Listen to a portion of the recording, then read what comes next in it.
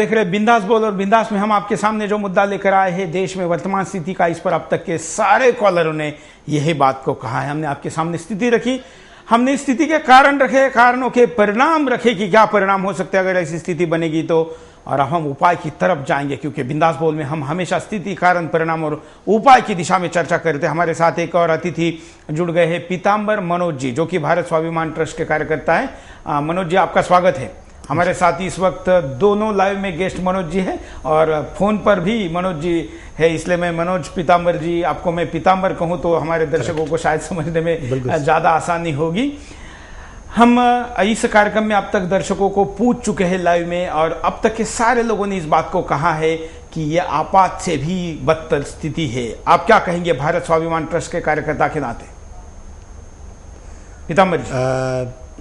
सुरेश जी, मैं क्या बताऊं, पब्लिक इतनी डरी हुई है, इनका आतंक इतना बढ़ गया है।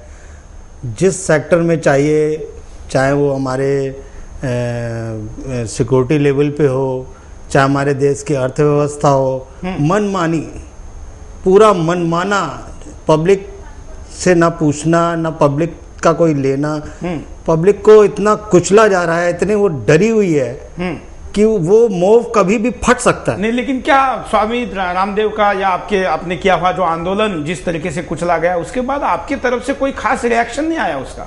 नहीं, देखिए हो क्या रहा है कि ये समझते हैं कि इनके खिलाफ कोई बोल ही नहीं सकता, और जो बोलेगा भी तो ये उतना मादा रखते हैं कि ये चाहे विदेश में इनके बैठे आका हों या इनके पीछे वो जो सरकारी महकमा जो इनके पीछे पूरा काम करता है, ये उस ताकत को पूरा बाबा जी पे झोंक सकते हैं। ठीक है, अब ये क्या करते हैं कि जितनी इनके अंदर सामर्थ्य ये लगा रहे हैं कि ये बाबा जी की आवाज़ को किसी तरीके से दबाया जाए, इनका मजाक उड़ाया जाए, पब्लिक के सामने ये जाहिर किया जाए कि ये वो सच बात नहीं है जो ये कह रहे हैं। बिल्कुल, हम एक कॉलर के पास चलते हैं, कॉलर की बात सुनते हैं कि वो क्या कहना है। हाँ जी, बोलो। नमस्कार, बोलिए। हाँ नमस्कार जी, मैं कुलभूषण शर्मा मोदीनगर से बोल रहा हूँ। बोलिए कुलभूषण जी। हाँ जी, ये हालत तो निश्चित रूप से घोषित इमरजेंसी के ही है। 1975 में जब इंदिरा गांधी ने इमरजेंसी घोषित की थी, तब तो वो मुकदमा इलीगल तरीके से हारी थी वो, और उसके ऊपर आज किसकी जवाब देंगे? हर चीज में तो गवर्नमेंट फेल है। अब हम इनसे ये पूछना चाहते हैं कि आखिर कोई आदमी, कोई संस्था जिसके ऊपर अन्याय हो रहा है, देश में अत्याचार हो रहा है, वो कहाँ और किस तरह अपना विरोध प्रकट करे? कम से कम ये तो बता सकते हैं। चलो, ये अनुमति नहीं दे रहे हैं वहाँ पे आंदोलन करने की।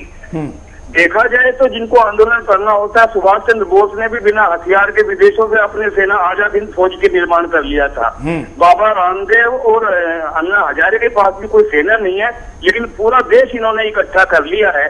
ये इन युग प्रवर्तक और युग सृष्टा आदमियों को दबाना चाह रहे हैं, अपने नाकामियों की वजह से छिपाना चाह रहे हैं। इसलिए ये आंदोलन भी नहीं करने चाह रहे, उनकी आवाज को सुनने भी नहीं देना चाह रहे हैं।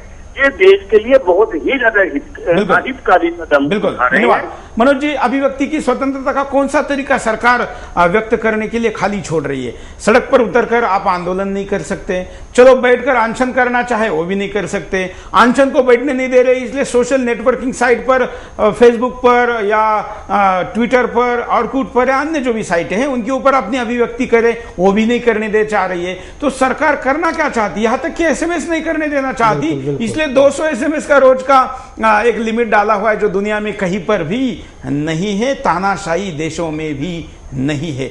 अभिव्यक्ति करे तो कैसी करे? देखिए, सरकार के पास हर तरह की ताकत होती है, कानून बनाने से लेकर के और उसका लागू करने से लेकर के हर जन बल धन सब उनके पास होता है।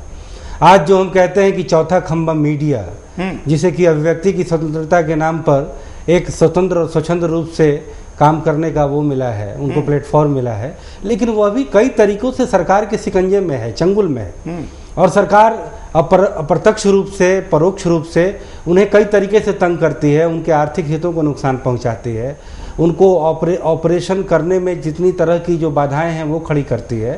तो कुल मिला जुला करके जो सरकार के विरोधी हैं वो अपने निशाने पर वो ले करके और उनको हर तरीके से जो है डेमोरलाइज करने का काम सरकार तो कर ही रही है।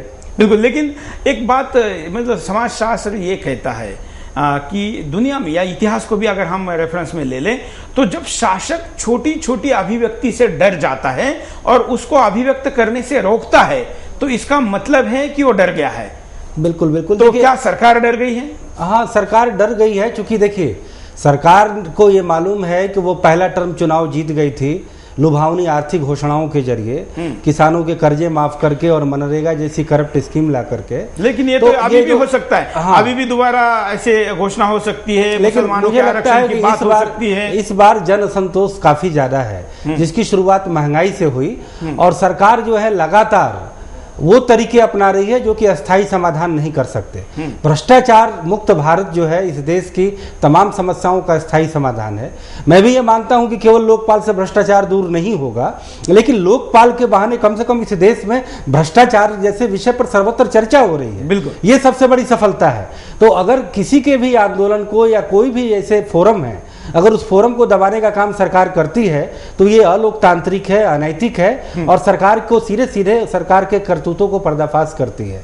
जो मैंने सुधारों की चर्चा की, इस देश में क्रमबद्ध रूप से स्टेप बाय स्टेप कई तरीकों के सुधारों को लाने की दरकार है। चाहे आज जो ये महंगाई की आग लगी है, कृषि में ऐसे सुधार चाहिए जो किसानों को जो है लेकिन सरकार सुधारों की बात भी लोकतांत्रिक तरीके से कहाँ करती है? वो लोकसभा में या हाउस में चर्चा करके उसको लागू नहीं करना चाहती, ऑर्डिनेंस लाना चाहती है, अध्यादेश लाना चाहती है, चर्चा करने के लिए तैयार नहीं है, पॉलिटिकल सहमति बनाने के लिए तैयार नहीं है। यहां तक कि सरकार में ही सहभागी उनके एक दल तृणमूल कांग्रेस से इस देश के प्रधानमंत्री रिटेल में एफडीआई पर बात नहीं कर सकते, लेकिन अमेरिका की विदेश मंत्री बंगाल में जाके वहां की विदेश मंत्री से बात कर सकती है। बिल्कुल बिल्कुल। तो ये भी तो इमरजेंसी जैसे हालात है। बिल्कुल बिल्कुल। जब ये काले धन को लेकर के जबरदस्त सरकार पर प्रेशर बढ़ा तो विदेशों में जो तमाम जमा पैसे थे वो किसी न किसी रूट से वो भारत में आना चाहते थे और लीगलाइज होना चाहते थे। तो ऐसा बताया गया कि सिंगल ब्रांड एफडीआई रिटेल में, सिंगल ब्रांड रिटेल में एफडीआई इन्वाइट किया जाए, लेकिन उन्हीं के ग्रुप ने, उन्हीं के एलाइज ने इसका जबरदस्त विरोध किया। लेकिन आज जो मुझे जो सबसे ज्यादा खतरा दिख रहा है, जो इस देश में इन्फ्लेशन की आग लगी है, भ्रष्टाचार की आग तो खैर बहुत पुरानी आग है और सबकी जड़ में भ्रष्टाचार ही है, लेकिन जो ये फूड सिक्योरिटी एक्ट अगर लाती है सरकार अगली बार भी चुनाव जीतने के लिए, सस्ता राशन देने की, तो इस देश में जो थोड़ी भी जो कसर बची है इकोनॉमी में वो पूरा नेस्तनाबूद हो जाएगा।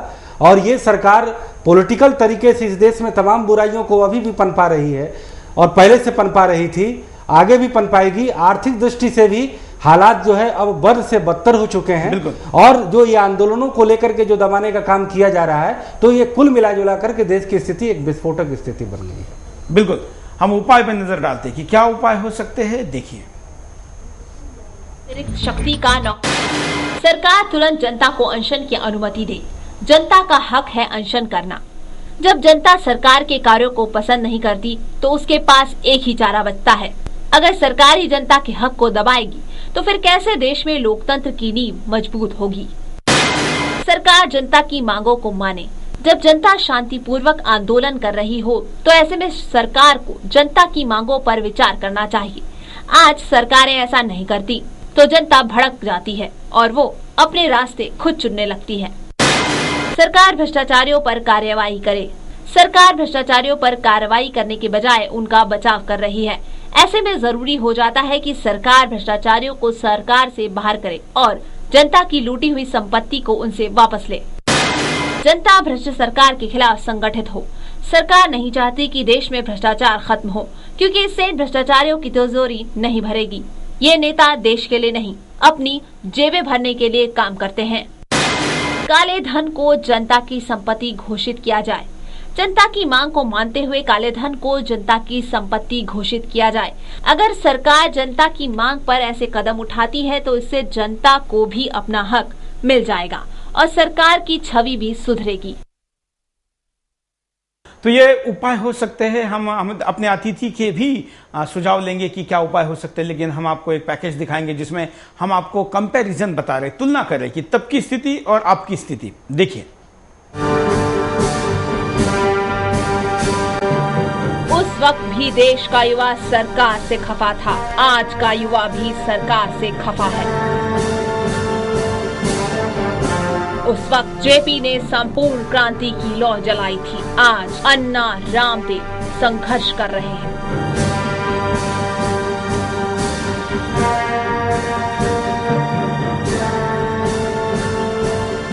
सरकार ने उस वक्त भी लोकतंत्र तार तार किया। सरकार आज भी उसी तरह का कहर ढा रही है।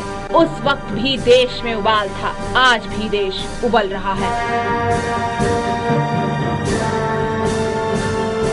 उस वक्त भी पॉलिटिकल आतंकी अपना खेल खेल रहे थे, आज भी उनका राजनीतिक आतंकवाद चरम पर है। उस वक्त भी देशभक्तों ने सरकार की नींव हिला दी थी, आज भी सरकार की नींव उड़ी हुई है। उस वक्त भी देश में जन सैलाब उमड़ा था, आज भी देश में जन उबाल है। तो फिर उठो, आगे बढ़ो, भारत माता ने पुकारा है। देश के लोकतंत्र को आज फिर युवाओं का सहारा है। यह है कंपैरिजन की स्थिति। हालांकि इसके सिवा भी कई मुद्दे हैं। वैसे तो अगर हम कंपेयर करने लगे तो 1 घंटे का समय भी कम है, जो उस स्थिति से इसको हम तुलनात्मक दृष्टिकोण के आपके सामने रखे। हमारे पास जो अतिथि है उनके पास चलते हैं। हाँ मनोज जी, अगर पत्रकार के नाते में अगर आपको कहूं कि उपाय के तौर पर ये प्रमुख 4 उपाय हो सकते हैं जो कि देश में आपातकाल जैसी स्थिति की जो पूरी चित्र बना हुआ है इसको सरकार बदले, तो क्या प्रमुख 4 उपाय आप बताएंगे? देखिए, सबसे पहली बात कि पूरे राष्ट्रीय स्तर पर हर महकमा, हर विभाग, हर सेक्टर, ऊपर से लेकर नीचे तक का जो समूचा प्रशासनिक तंत्र है सरकार, उनमें करप्शन की जो स्टेटस है, उसमें चाहे वो नीतिगत खामियों की वजह से हो, क्रियात्मक खामियों की वजह से हो, कानूनी खामियों की वजह से हो, या उसमें टेक्निकल अगर किसी तरीके का डिफेक्ट हो, सरकार एक कंप्लीट श्वेत पत्र जारी करे और लोगों के सामने पूरी स्थिति सामने बिल्कुल ईमानदारी से रखे कि हमने इन क्षेत्रों में करप्शन दूर भी किया है। जहां पर आईटी का उपयोग हुआ है, जहां पर लिबरलाइजेशन हुआ है, जहां पर कंपटीशन दिया गया है, वहां पर करप्शन घटा भी है। लेकिन करप्शन के ऐसे ऐसे सिंडिकेट हैं, ऐसे ऐसे करप्शन के तमाम कॉकस हैं जिसके बारे में सरकार खुले तौर पे नहीं बताना चाहती है। सरकार हर सेक्टर को लेकर के पूरा पॉलिसी डॉक्यूमेंट जारी करे और उनकी पूरी सोशल और इकोनॉमिक ऑडिट पेश करे कि हमारे यहाँ पाई पाई का कैसे जो है पूरा सदुपयोग हो रहा है।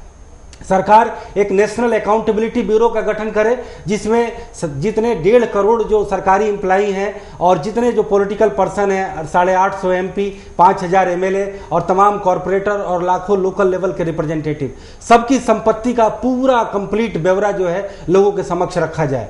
और economic corruption, business corruption, social corruption, बिल्कुल पॉलिटिकल करप्शन, बिल्कुल ये प्रमुख उपाय हो सकते हैं। सबको लेकर के एक राष्ट्रीय दस्तावेज जारी हो, उस पर राष्ट्रीय सर्वानुमति बने और उस पर एक नेशनल कैंपेन उसी तरीके का चलाया जाए जैसे हमने देश में पोलियो उन्मूलन के लिए चलाया, जैसे हमने टेलीकॉम क्रांति लाई, मोबाइल आज घर घर में पहुंच चुका है, जिस तरीके से हमने IT का उपयोग बढ़ाया, उसी तरीके से इस देश में महासंकल्प लेना होगा भ्रष्टाचार दूर करने के लिए। और इसके लिए जरूरी है कि पॉलिटिकल रिफॉर्म भी लाया जाए। बिल्कुल आज ये हर राजनीतिक दलों में वैसे तो कई लंबी सूची बन सकती है, लेकिन आपने जो प्रमुख बातें कही ये ध्यान देने योग्य है। पीताम्बर जी, अगर आपको मैं कहूं कि 2 उपाय प्रमुख आप क्या बताएंगे कि जिससे कि इमरजेंसी हालात जो देश में बने हुए हैं ये ना बने?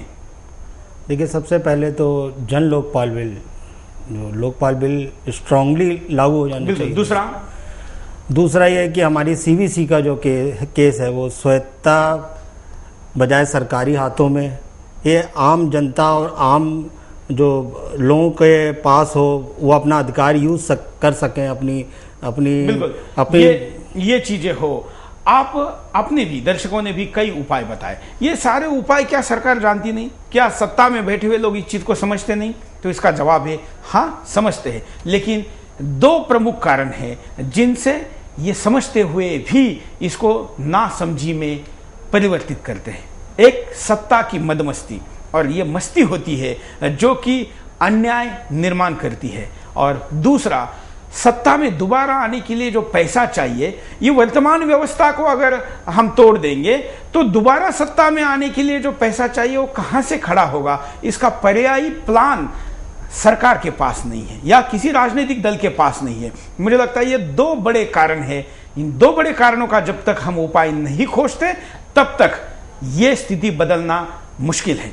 और इसलिए मस्ती को कम करना है तो सजा देना अगर जरूरी पड़ता है तो सजा, क्योंकि आंखें तो नहीं खुल सकती। प्रवचन देके, संदेश देके, आदर्शवाद दिखा के अगर आंखें नहीं खुलती तो मस्ती उतारने का दूसरा जो तरीका है वो लोगों को अपनाना पड़ेगा। और रही बात दूसरी सत्ता में आने के लिए जो एश्योरेंस चाहिए, जो एक व्यवस्था चाहिए, तो जो मनोहर जी ने बात यहां पर कही कि चुनाव सुधारों में बदलाव जरूरी है। एक आम व्यक्ति चुनाव लड़ सकता है पैसे खर्च करे बगैर। ऐसी व्यवस्था अगर हम लाते हैं तो इस देश में कुछ बड़े बदलाव होने की संभावना है। हम आशा करते हैं कि देश की जनता आज की स्थिति को क्या कहती है, क्या समझती है और उसके प्रति क्या अभिव्यक्ति देती है, ये 1 घंटे के कार्यक्रम में सरकार देख चुकी है। हम आशा यही करते हैं कि सरकार की मस्ती या सरकार को मार्गदर्शन करने वालों की मस्ती इस आदर्शवाद के विचारों को सुनकर ही बदले, ना कि दूसरी स्थिति बने। मनोहर जी आप यहाँ पर आए इसके लिए आपका धन्यवाद। पीताम्बर जी आपका धन्यवाद। और आप सब लोग करोड़ों की संख्या में इस कार्यक्रम में लाइव में जुड़े, आपका भी धन्यवाद। आज के लिए इतना ही। जय हिंद।